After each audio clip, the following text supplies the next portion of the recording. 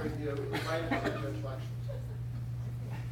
Sure, and then in the back. I'm curious as to what business enterprise the government's ever done better than business.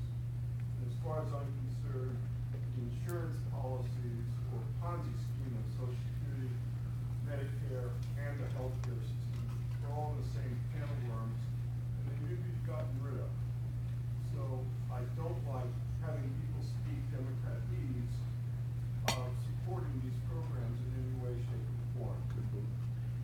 Government does a few things well. It can blow things up.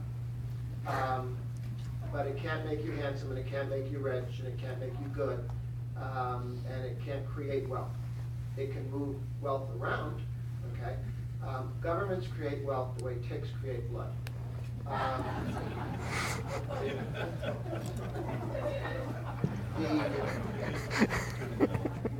With more diseases flowing from the same project.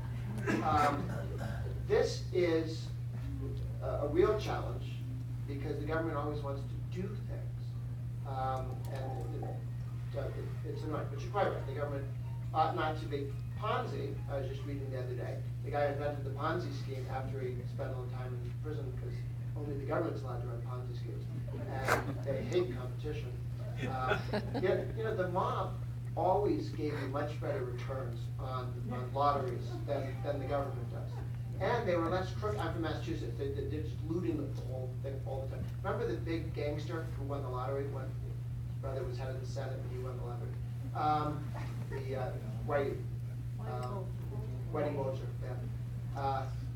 Guy I went to college with ran the lottery for a while in Massachusetts until I think they threw him out for corruption. But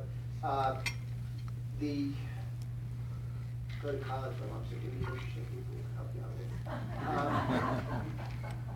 Great.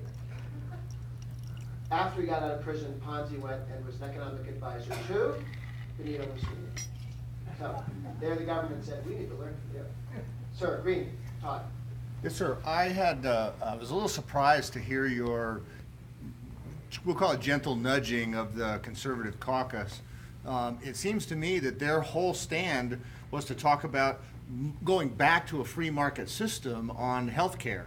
And specifically in New Mexico, $29 million budget shortfall, we have $350 million in new taxes.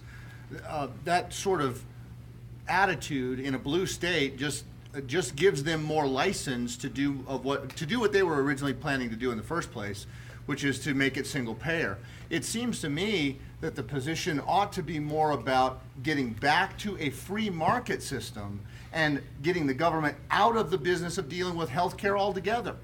We underestimated the number of people who would get into Medicaid.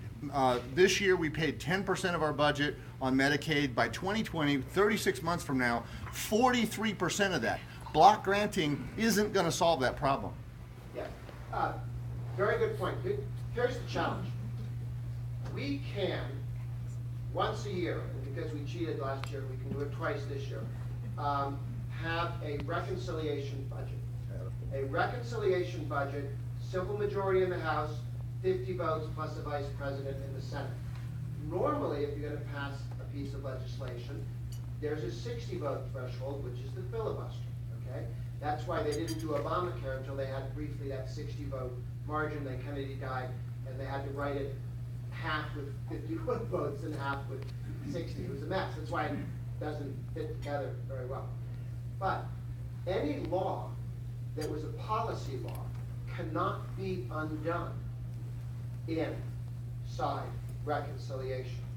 So we can cut budgets, we can cut taxes, we can spend more, spend less, tax more, tax less, but your kid till he's 26 can stay on your health care. You can't change that because it's a reg, it's a law, and it's a policy law. Now, the reason why it's a little bit loosey-goosey is the Senate parliamentarian is like the oracle in Greece that gets to decide, is this mostly budget or mostly policy? And if you ask me, some of those decisions seem to be jump balls. But once the oracle is spoken, we all have to live with it. And so one of the challenges we had is that the guys who said, you should do this, this, and this, several of them are specifically, you can't do period without 60 votes. And others, if you convince the parliamentarian to stand sideways and look at it this way, maybe you could coax a yes out of them. And so that's what we're doing now with a couple of these things. But it's because, first of all, you have to do 218 votes in the House. So some of the things that they wanted to do scare away enough Northeasterners that you don't have 218 anymore. So then you have nothing. You don't have a good bill, you have no bill. And even when we get it through the House, which is much more conservative than the Senate, it has to go to all those Senate guys, okay? And then you've got, you know, all those, I love the Senate, but, you know, McCain and Mini-Me are off doing Syria and not doing other stuff, and they have attention deficit sort of thing, and trying to herd them. And of course, they only have for election every 6 years, so they don't even have to pay attention, you know, until years 5 and 6. Then they show back up again and try and make it work. So, got to pass. Trump agreed to sign this bill. The House had it. We thought we had 218 votes. Some people wanted more. The problem was more actually got you fewer votes. We were further away when we made the changes to make some of these guys happy. And then they walked away. No, you gave me 10 things and I wanted 12. That's why Trump hates them, because they moved the goalposts in the middle of the deal. He doesn't mind negotiating tough. He minds being lied to. So that's why the kill these people tweets that he was sending out. We'll get over that, but there was a certain amount of unhappiness on Trump's part. He felt lied to. And when you talk to some of the members, they feel that they were not dealt with honestly by the guys who said, well, if you do this, then I might vote for it. We heard, we will vote, they heard, maybe. So that was, you've got to get that back together again, because if you don't have 218, you don't have anything, and you also have to pass the Senate thing. So that's why we couldn't do all the things that some people wanted. I'm for everything that they had on the list, absolutely. But some you couldn't get past the parliamentarian, some you couldn't get through 218 in the House, some the Senate guys would have a heart attack with, and a couple of Trump had drawn lines in the sand too. He just said, we're not doing these. So within those constraints, my suggestion is go right up to the fence, and you can't go any further, like the mine thing, you know, you can't get any further. Stop, vote, and then wait, and then try and see what you can do more next time.